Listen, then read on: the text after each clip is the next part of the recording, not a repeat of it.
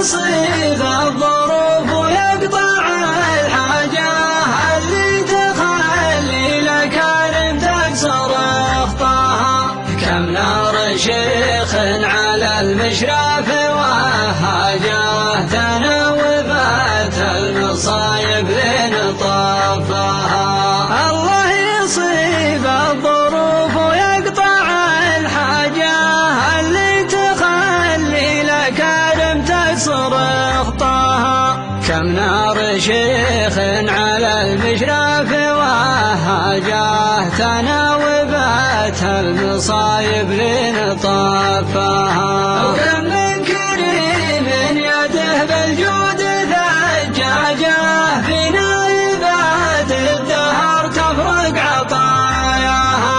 لكن تغشاه بحر الفقر بأمواجه وخاب الظنون بعز الناس وادناها. وكم من شجاع حياته صبر وامواجه ينطح كبار المصايب ويتحداها.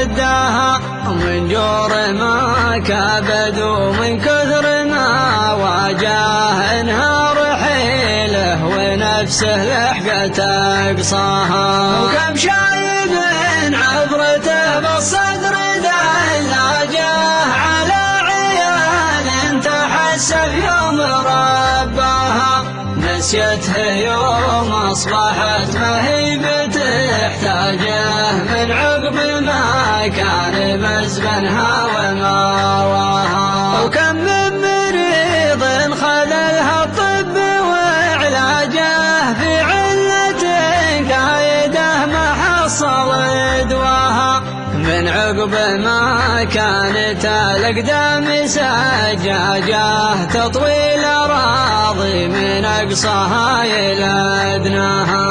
أضحى طريح المرض والهم وأفواجه يرقب حتوف البنية ويتحراها. من زان مدخله لزان مخرجه بيقول ما قلت فيها عند مبداها. الله يصيب الظروف ويقطع الحاجة اللي تخلي الأكارم تكسر أخطاها.